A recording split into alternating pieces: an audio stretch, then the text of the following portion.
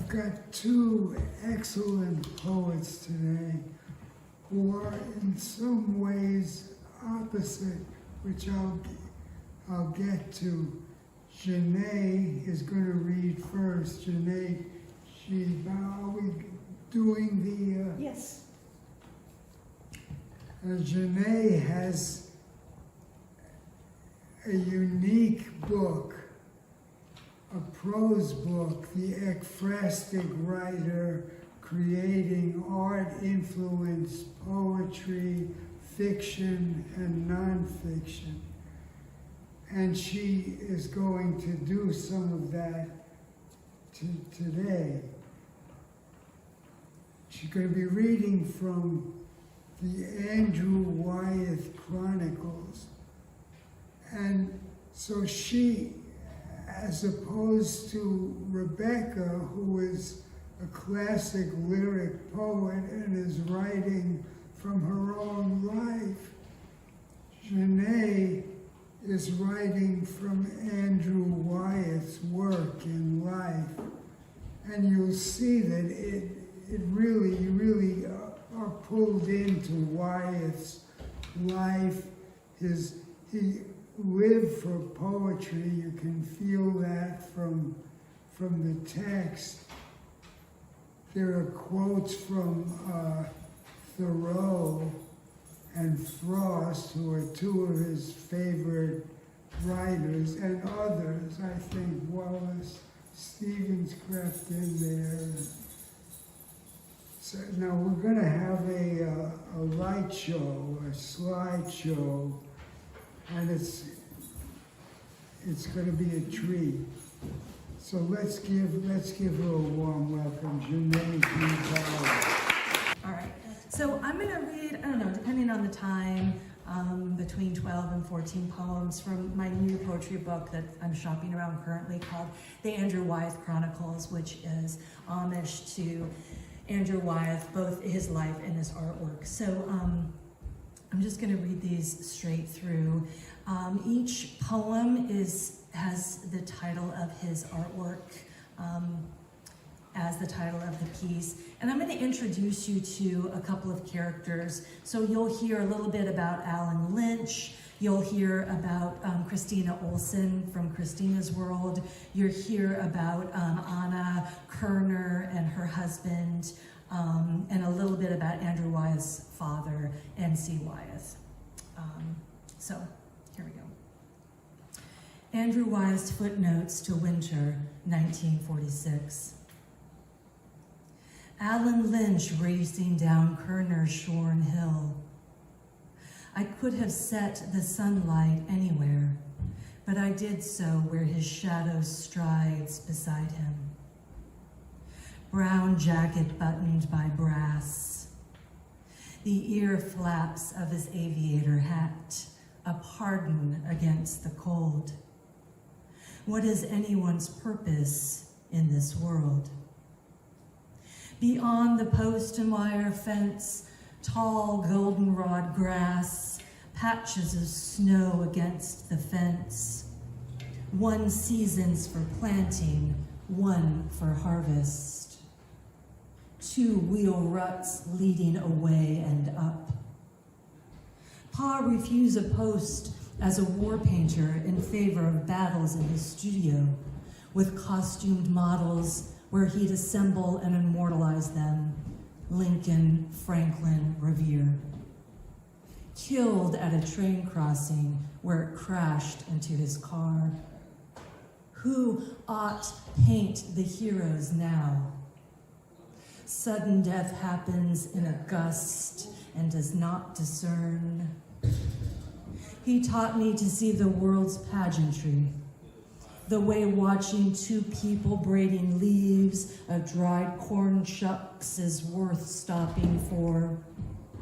A train whistle no one sounded.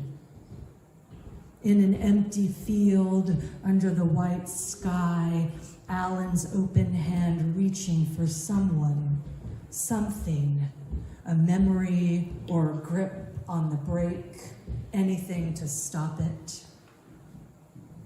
That the thaw will come is inevitable. Whether or not I paint myself as the boy, the hill, or the snow, I will not tell.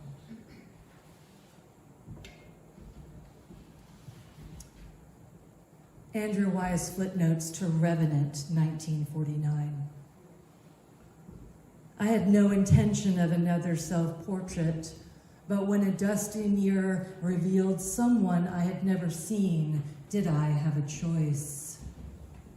Me beholding me, a version of me clothed in white, hair brushed back off my forehead, terse lips mid-stride toward the mirror. White for crosshatches across the walls and the length of my body, face, chest, thighs. The hand painted themselves open as if something were missing.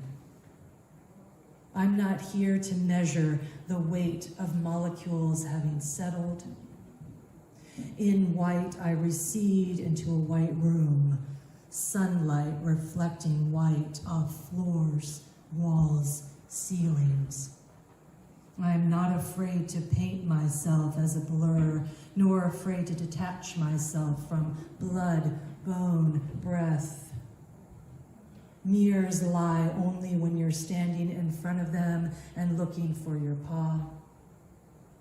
My work is very subdued. My lack of color bothered him.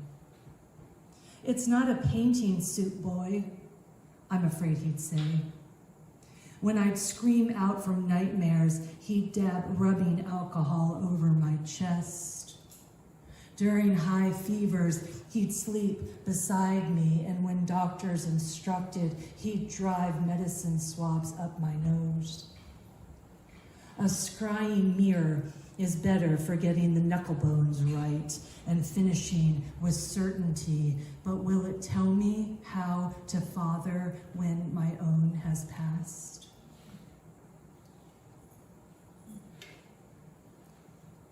Andrew Wise footnotes to Mill Buildings, 1959.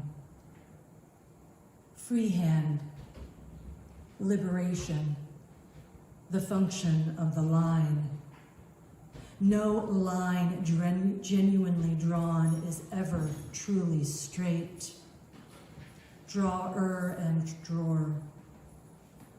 I prefer pencil, a simple matter of lead and paper and me not knowing as I look at the outcropping, hear a bird, imagine the thud of a fence post falling and how frost was right. Stone masonry and weatherboard with lath and plaster. The gabled home corrals its inhabitants, barren winter trees. Flying north over the silos is a plague of pigeons. The generations-old fence I draw pliant. Each study I do in a single sitting. Just the curve of a pencil line can give you a mood. Always number 2 pencils. Applying degrees of pressure yields degrees of boldness. How many snapped during that method isn't germane. Once the mark has been laid, the pencil has no use. Whenever I reach for a pencil, I hear Pa's voice. Look, look, look, separate the hand. To see without needing to see. Always him over my shoulder. Trust the hand, not the mind. So skilled I have become at separating from the hand that the hand would still adorn its work without the eyes guiding it. Use the white of paper wisely, he instructed, and no erasers, never rulers. So I learned to see the improbable, how a stray line can become an extra fence post, window, or stake to my heart. The heel of my hand for smudging. I started off in pencil, free drawing. It was lines at first, thousands of straight lines, horizontal and vertical. Uniformity was the goal. Once I could handle the line, he graduated me to circles. Most things happen cyclically.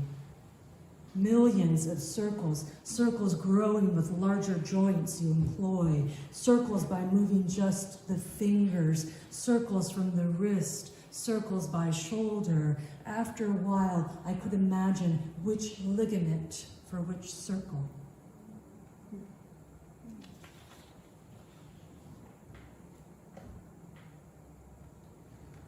Andrew I's Footnotes to Geraniums, 1960.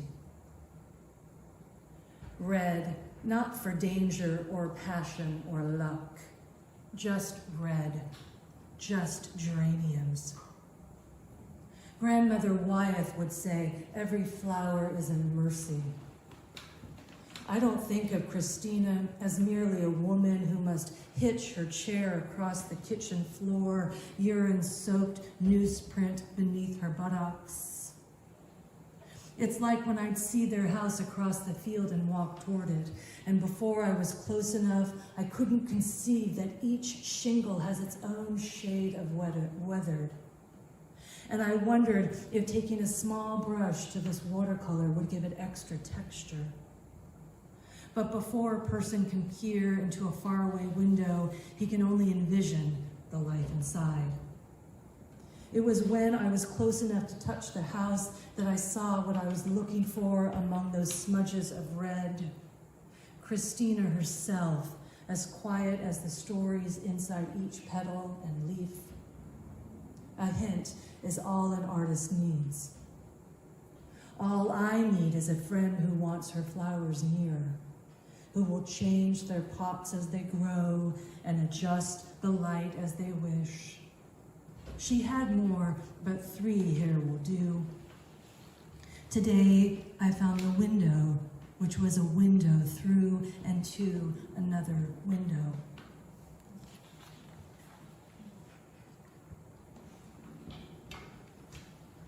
Andrew Wise Footnotes to Wood Stove, 1962. Every picture is emotionally true. Christina in a blue blouse, seated at a table on one side of the stove. On the other side, the ocean-facing windowsill stacked with pots of red geraniums. Art has no rules. I let the subject dictate the mediums. See the Dutch oven on the stovetop and pail on the floor? I was interested in the luster of metals. And by scratching at the watercolor, a cat curled on the floor next to the stove emerged. The wood has burned, coffee percolated, and the empty chair is for me with an apple turnover. There's reverie in light's ability to attach to the stove, geraniums, and someone I love. When a breeze causes the door to bang against the wall, the cat's ears will swivel, the woman will gaze out at the trees, the flowers will listen.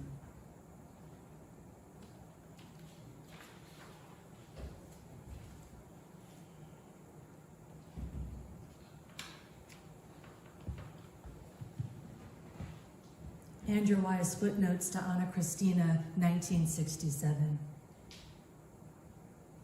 My pictures are more honest than prayers.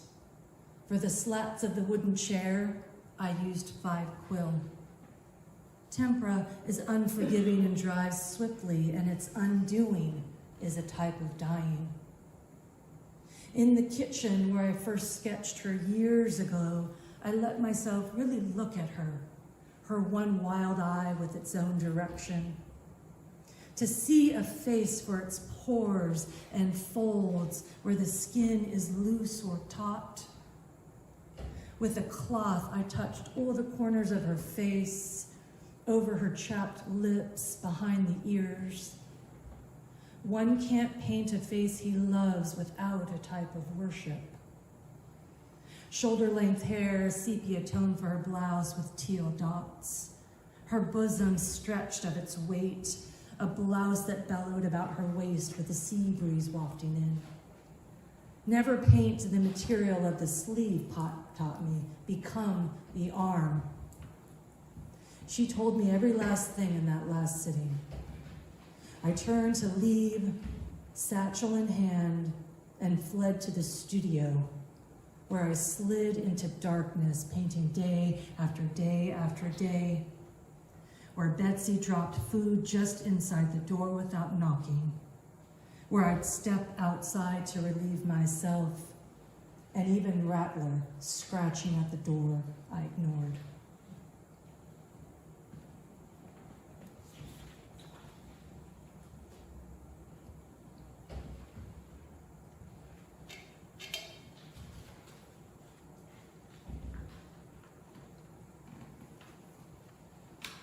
Andrew I's footnotes to Anna Kerner, 1971.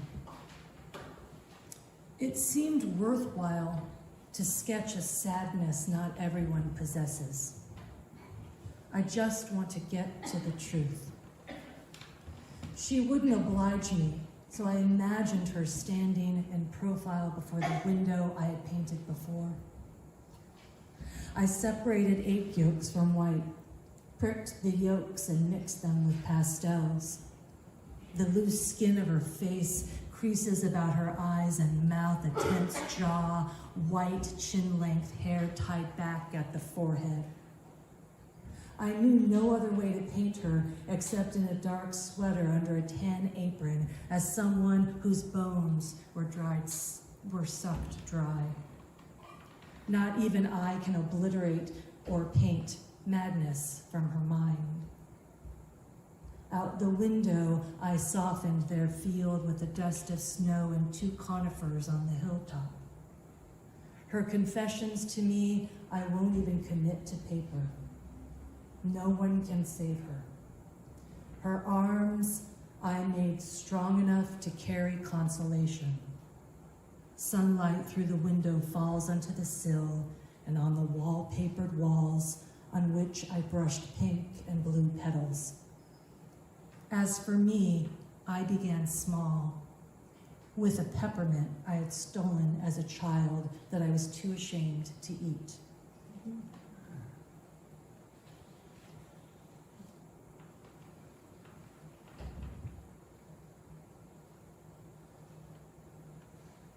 Andrew I's footnotes to From My Window, 1974. Robert Frost said, "You don't have to deserve your mother's love." I awoke this morning and handled the window shade, which retracted slowly onto its dowel. I saw outside my window in small increments: snowy ground, snowy porch and stairs, the snowy pitched roof of the stone house, the faraway leafless trees and snowy sky. It's like Winslow Former's The Dutch Door, which I think about now as I draw, in which the white world is revealed to me only in lath-sized cross-sections, as if I'm too brittle for totality. Dutch doors with a lower part and upper part which can each be opened or closed separately, 2 halves of the same door, as when I shared her body and it was no great thing. Have you ever been so sour to the world that you couldn't leave your room for days? The rooftop's reflective weather vane, as blinding as snow when your mother has died and you're infirm on a planet that spins around its sun, which is actually a star and as bright as a newborn's eyes the instant he sees his mother for the first time, seeing her as if from a window open to the wide world. I used to get so depressed. An open window admits the outside in. It's like inhabiting 2 spaces at once. But what does viewing one set of coordinates from another have to do with her? 2 clocks placed next to each other will tick in tandem. We're supposed to not meet our mothers, after we've long defected from her body, from she who'd stand at the door, hold it open for us to step through. After our father died, she tended to me as if I were a child still. She mended my coat when it got slashed on chicken wire and would leave ginger snaps outside my studio.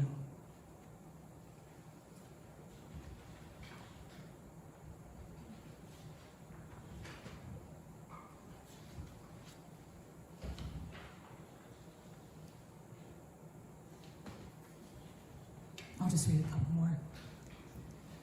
Andrew Wise footnotes to Home Comfort, 1976. Does Anna have a single friend in this world? She makes no eye contact with me as she kneads, chops, mixes, scrubs. So I paint her turned away and blurred, prisoner stripes on her shirt, blue and white like valor. On the kitchen shelf are saucepans and a glass pitcher. Hanging from nails on the shelf lip, spatula, handheld colander, serving fork and spoons, Dutch ovens and stock pots with lids warm on the stovetop. It's incidental if my viewers read the pans as helmets or the stovepipe as the periscope of a submarine whose men fear crushed depth. After he spits whiskey into the fire, it's his face she'll turn from. The red of her handkerchief for the stove knobs and trim on the table was the red I used for Christina's geraniums. Dangling on a rope across the wall, I placed a white rag like a tourniquet before blood. Bruises on her wrist and a new limp I don't include. I make white the oven, but I could have used black for an open door. Black, like how wanting more diseases the mind. For Anna, I'll paint a brighter yellow for her walls.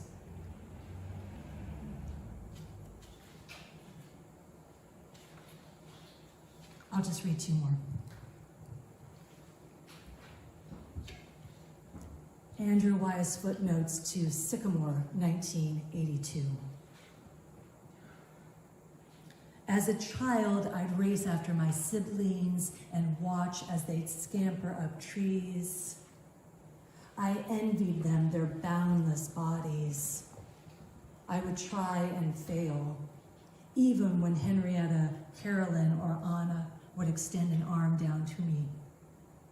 Nathaniel, especially, would brag about climbing branches, heaving himself up higher and higher, just like Tarzan. While they were chasing each other up trees, I strolled the woods alone, stopping at tree after tree to wrap my arms around and squeeze so hard that I swear the trees were hugging me back. After the train took Nate's boy and our father, a pack of dogs raced to the wreckage, but Alan got there first. Did I thank him? Hold him against my chest as if he were a tree? Alan Lynch, one tree for the noose he hoisted up, one leafless branch to hold him breakless, dangled there until someone hacksawed the rope. I wasn't there to catch him when he fell. I wish I could paint without me existing, that just my hands were there. No one blamed the sycamore.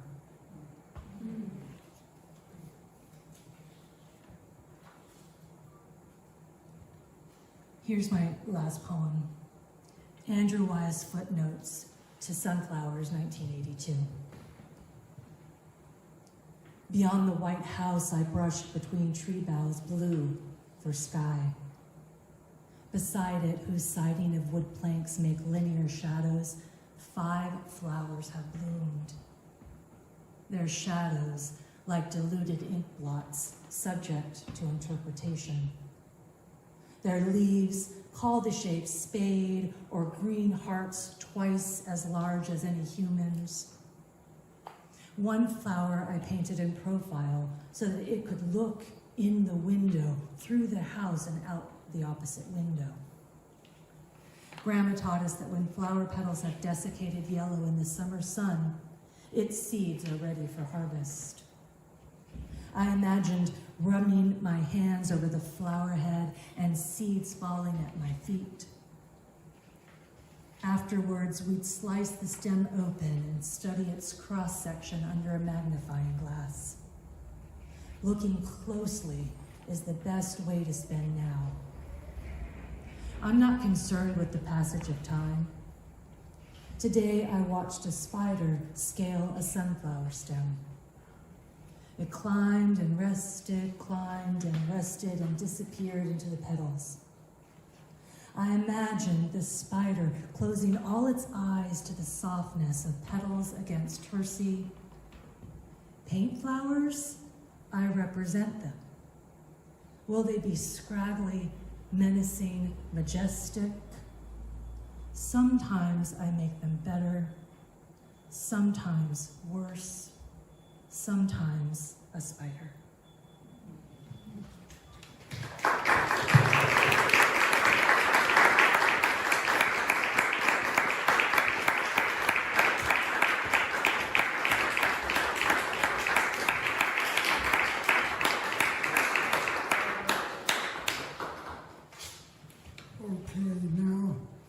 What Janée has just been reading is prose poetry. When you look at her pages and you see them, they're a march of prose sentences, and you're relaxed as if in a passionate conversation. Rebecca, at least in Only, you're going to read new stuff, so you might throw me a curveball, but in Only, she's writing lyric poems that have a drive, that they're a unit. And they drive to the end. That's usually piercing, as if an arrow had pierced your mind. And so there's a drive through. There's unitary lyric poems. Now, Only is. Rebecca's not going to read from it, but it's a life in poems in 3 sections, and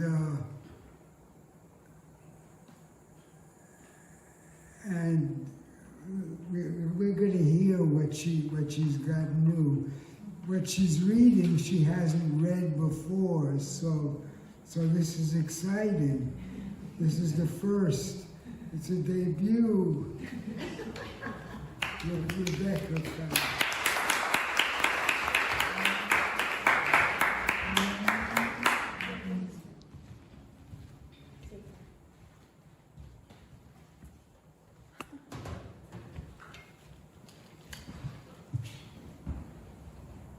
Hi, everybody. Oh, it doesn't sound like it's picking me up. Does it turn off? Here we go. Can you hear me? Yeah. So please let me know if you can't hear me. I do speak softly, and there's nothing worse than after a reading to be told that you couldn't be heard. Yeah. This is a really wonderful privilege for me. To get to read poems for half an hour or so is really unusual. Thank you, Joyce, for having me, and Richard, thank you for that wonderful introduction. And it's a real pleasure to read with Janée. We haven't seen each other literally in the flesh for 16 years. We met at Breadloaf in 2008. We were both poetry babies then.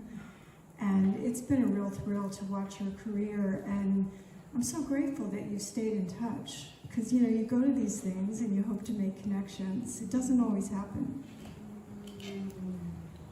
So, yes, I'm reading from a new manuscript.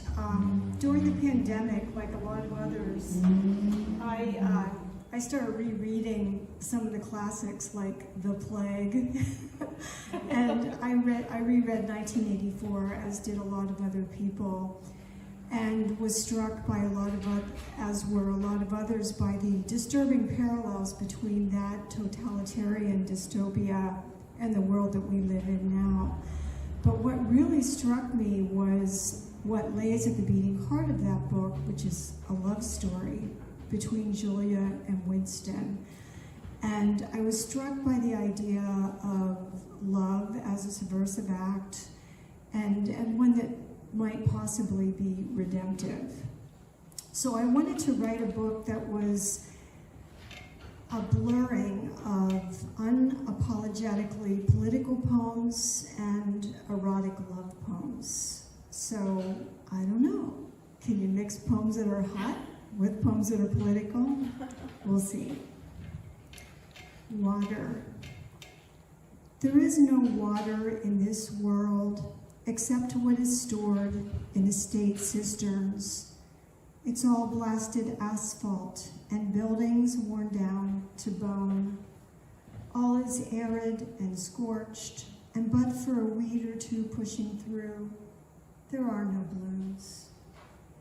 We used to have inner rooms to retreat to, but now every wall is a screen.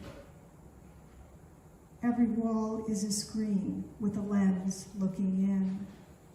I dream of a green world where lilies blaze in ditches edging the road. I dream of rain, of roads going anywhere. I dream of ferns and bogs and trees with wet feet, moss hummocked high and starred with wild orchids. After we betrayed one another and our story ended, the water began to leave. Drought, fire, plague. Winter waned to a few fallen flakes. Old ice withdrew. Lakes thickened and stank and shrank away from their banks, then disappeared, except on maps, and then the maps disappeared. I swam in any open water I could find, always yearning to reach another side, some still mossed and green glade. In the sequel, I find you again in a monsoon. Water so wide, it joins sky like an ocean. Remember oceans? An ocean inside. The silence. The epigraph to this poem is by Martin Luther King, and it goes, "In the end, we will remember not the words of our enemies, but the silence of our friends." The silence. After the 2020 election, it rained on the West Coast after 9 years of drought. On the first day of the silence, we could not hear anything because of the cheering. On the second day, Big Brother announced his coup. We laughed and dismissed his childish tantrum. People were dying of the plague, so many kept dying. On the sixth day, cries of fraud, dead people voting, evil software eating votes, and so on. Lawsuits were filed. Big Brother's quest for a lawyer, any lawyer, yielded a new elite strike force that spun crazy theories Medusa-like in the way they grew 7 heads for each one lopped off by the facts. Some of the silence, it's true, came from the fact that so many were dead or were dying, and others distracted by caring for them, and by funerals that had to be planned even if they could not be attended. The silence came too from complicity, fear of being primaried, and blah, blah, blah. Let's just say it came from fear. After a long time, the silence was breached by a few Republicans who stepped forward to tell the truth. All were denounced as party pariahs and traitors, and the White House attorney said in public that one should be shot. The silence grew deeper and more menacing. Big Brother lined up the military and ordered them to shoot themselves. On January 6th, the silence broke in an insurrection that was quickly quelled, but not before a noose got strung up for the vice president, our Capitol got shot in, and 5 people, not very silently, died. Afterwards, the truth was a watercolor left in the rain, weeping its meaning away. The link. What happens to the language of love, or to love itself, when language is continually corrupted? After being trained through trickery, torture, habit, or fear to say, I love Big Brother, how can you say to me now, I love you, and mean it? Or how can I, hearing, believe it? How can I share your bed, fearing you might betray me? How can you, sharing my bed, trust any word that I've said? The surface of the sea hides what is below, but still touches and shapes what is below. Beneath words lie feelings that do not lie. But when love is wrapped in and warped by language that lies, it will sink, weighted, until it can no longer fathom itself or its own depth. In this place, benthic and dark, any feeling feels false, and love will begin to doubt itself. The pressure can build until love is a depth charge that blows, breaking the waves that shaped it. More often, love dies, or it lives its life lightless, submerged. Ouch. Praise. Burst from the grim room of quarantine into the green hedgerows, nude as a seed spilt from its pod, calliope wheeling wide overhead, a laughing stream and everywhere mist, drowned moon, drowned stars and trees, a swale of thick, wet grass, smell of wet grass, chill of wet grass where I hunker down, hot stream of relief, my tang in the air, my hair rats nested and damp as a pelt. I knelt. I knelt on the ground giving thanks for your lips and mouth, your broad back and chest, for the cool dark, an amber lamp of an actual tent pitched under an actual apple tree, for that tree's budded boughs bending down, broken and strewn on our bed, for you inside waiting for me, and for time, no longer sequestered, but briefly freed, and hours, and now, for 2 hours, and now. That was your little love poem break. Now I'm going to read another political poem. Procreation obligation. The goal was a new generation of children trained as zealots and spies, with no connection but to the nation. The goal was promulgation of an idea, and for this, they would need fetuses, an army of them. Of course, they'd also need sterilization, strategic starvation, and bombings for managing the pearl population. But first and foremost, fetuses, hence the procreation obligation. No matter if women got wrung out like wash rags, losing teeth and hair, no matter some would conceive after rape, and some could, or would certainly die. No matter some might not want to be broodmares, duty was duty, and the risks did not much affect the men mostly in charge. The mission was procreation. Birth control was immoral, and you had to choose between it and food. Abortion was unthinkable then, seen by Big Brother. Big Sister might quibble, as abomination. Also illegal, a crime to get one, or help someone to get one, let alone even to save the mother's life, perform one, like it is here in some states now. Breaking news. So this poem is in two parts, and each part is, the title is a headline from the last year in this country. 1, abortion trafficking now a felony offense. You could go to jail for helping someone, like that 12-year-old girl in Texas whose parental consent would have had to have come from the father who also fathered her fetus. You could go to jail for giving her bus fare, even just talking to her. 2, Alabama says embryos in a lab are children.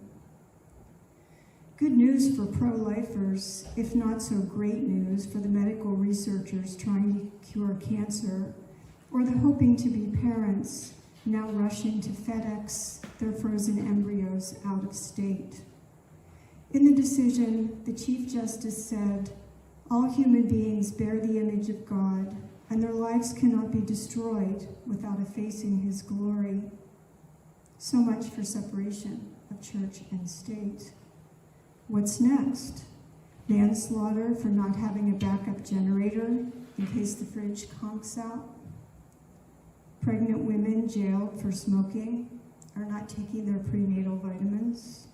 Men for wanking without catching and freezing the sperm?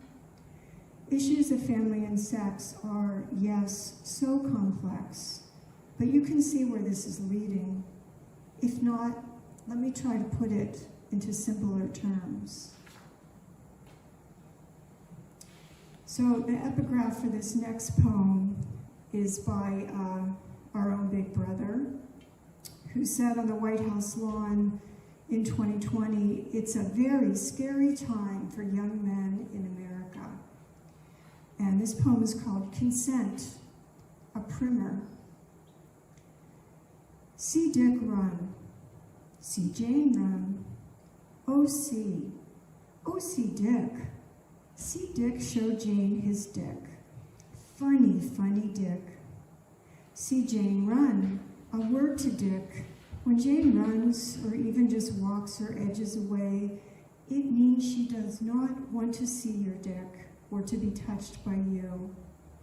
Oh, look, Jane has been taught not to talk much in these books and may not always say no.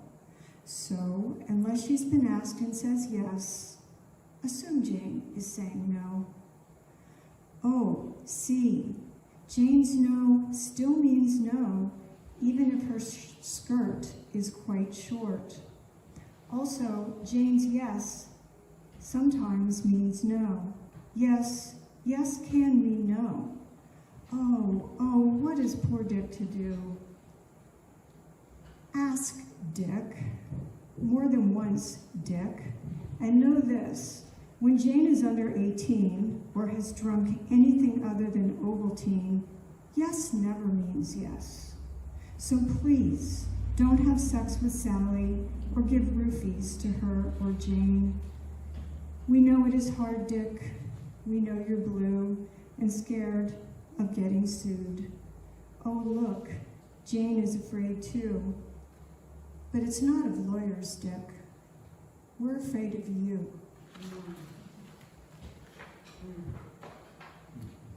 So in 1984, Winston and Julia fall in love, and they meet for a while in the hedgerows, and then they finally get a room, and it's a rented room above a junk shop that Winston has found in the Pearl District. Pearls are what they call the proletariats in the book. And this last poem takes place there. The epigraph, most of the epigraphs in the book are from 1984, as is this one. "We are the dead," Winston said. "We are the dead," echoed Julia.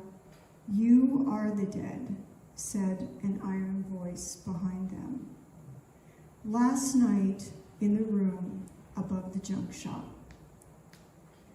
They climbed the metal stairs into the room with water-stained walls that glow rectangles on rectangles in the late light, slanting in through the crack where the boards have fallen away in one narrow strip from the window, and the rays make everything beautiful, even the splintered sills, even the rat-gnawed rug, even the sheets gray with age.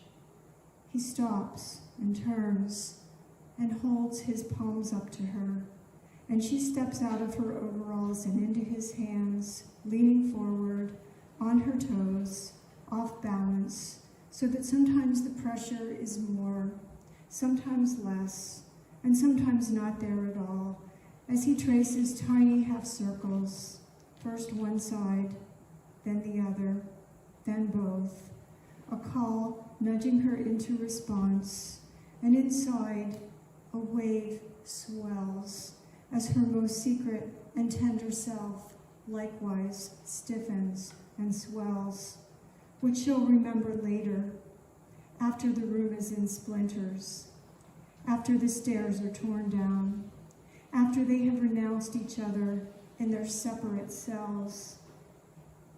She'll remember how her innermost self bloomed on its own to yearn closer to him. And by now, in the illumined room, she is herself a rose, deeply cupped, multi-petaled, and fully open, his eyes holding hers through it all, his face touched on one side by the light, his face looking down, open and breathing and breathless and real and there, every hair and pore, his remembered hands, his eyes looking down at her, real and here and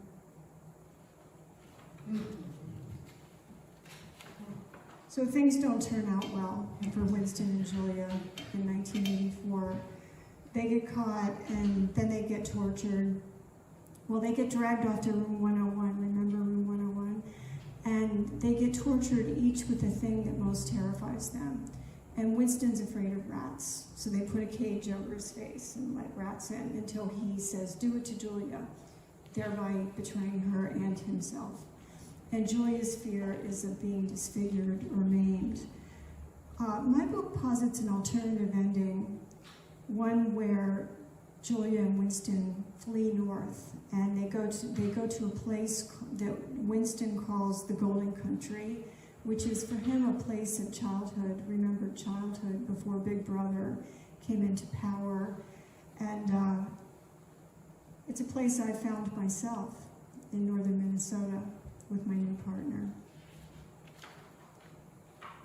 The Golden Country. In the North Country, everything familiar will be strange, and everything strange will be strangely familiar. The sea will be fresh, not salt. The sun will be a pale, blind coin, and the air will stiffen with stays of frost. The lake will be lost in sea smoke and mowed by low foghorn chords. Later, its ice will stack blue in blocks along the shore. Days will be bone cold, short, and dark till June, when serviceberry blooms to signal thaw in the earth and time to bury the dead. Soon, berries in branches and blue in bogs wide as sky. Then, pie and good dense bread.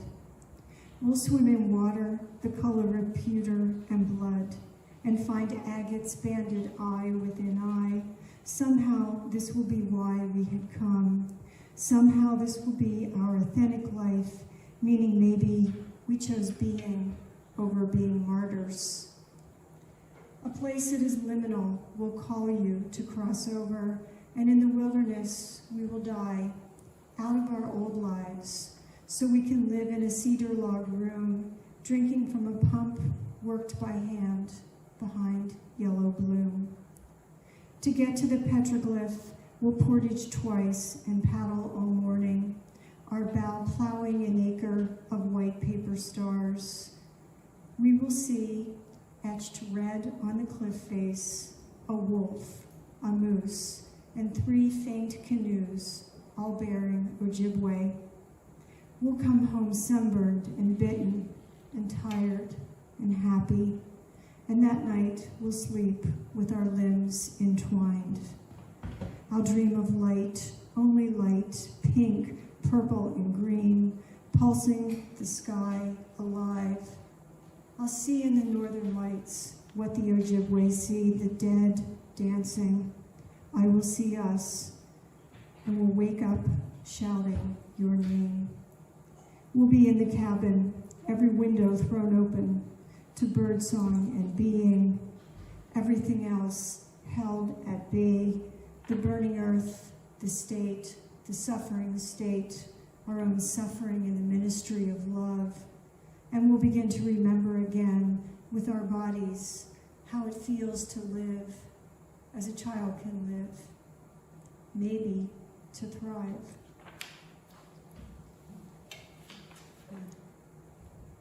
Here, the worst did not happen. The epigraph for this is from 1984. A people that elect corrupt politicians, imposters, thieves, and traitors are not victims, but accomplices. Here, the worst did not happen. Not here, not yet, but somewhere. Somewhere it did, and will, and is happening now. This time, our guardrails held. COVID subsided, and not everyone died. The rain came to California, but an old port city in Maui burned to the ground, and some of us lived through that. Some of us lived through operatically named weather conditions, like bomb cyclones, atmospheric rivers, and pyronimbus clouds begetting more wildfires. Some of us lived through slowly subsiding glaciers and flooding and dozens more shootings in schools and malls, 3 American boys gunned down in a street in Vermont because they believe in Allah and have brown skin. Ukraine, Palestine, on and on. It's happening now. Somewhere, not here, not yet. But so long as Big Brother is out there, and he will always be out there, it could, and maybe it will. This is the title poem to the book, Shine and Blur. In my dream, there are no thought police, or at least they have not yet come here where we sit on the sidewalk against the brick wall of what used to be a bank building. The pavement is cracked and scaled, and a weed pushes through, burning a tiny blue flare. It's warm here from the sun, the wall warm at our backs, where we try with small sideways hitches to occupy the same 2 feet of space. In my dream, I do not shy away when you lean in. No plague, no room 101, no jointed trenchant, no jointed truncheon, no power and God-drunk politician, no flag-waving henchman. In my dream, I do not shy away, but kneel down between your bent knees, framing your face with my hands and your eyes with my eyes, kissing you like I remember kissing you before, in the hedgerow, on the shore, on the threshold of a door, opening onto everything, the break and release, released in a river, all blur and shine, shine and blur. And I'll finish with an Ars Poetica. Everybody here knows what an Ars Poetica is, right? It's a poem about why I write or how I write, and I write them every few years or so to state intention of how I will write or how I intend to write. This is New Ars Poetica for 2024. This poem won't sing on the sidewalk for dollar bills or take penicillin. It's disabled its airbags and gone off the grid. It's allowing its id to have a say. This poem is not your cure, sop, balm, or oasis of calm in the world's shitstorm. It does not lament then times, proclaim end times, or seek a new vision. Sometimes it wears a lead apron to sleep in. It likes lubrication, fission, fusion, any impossible mission, and occasionally it likes to play dead. This poem is fed up with being told to strip itself of all meaning, and with rebuke for use of the first person pronoun. It's slightly less pissed than I sound. More like less resigned, more willing to go all for broke. It won't catch tips or a smoke, does not seek redemption, absolution, or praise. It might ask for a raise. This poem came from the palm-fused vise of a martyr's burned hands. And sometimes, just sometimes, it would fucking like to rhyme. From now on, it will decline to don a G-string for your pleasure, nor will it masturbate while you watch. This poem took a 40-year nap, then woke with a huge headache and a small bird dead on its tongue. For a time it turned tricks, beating its wings to powder against every bright, lit from within pain. But that was then, before 2016, dark year of the ascension of our Lord, the mad clown. And now this poem would rather be guillotined than sing for you on cue. It's not your bitch anymore to slap around. Thanks, everyone.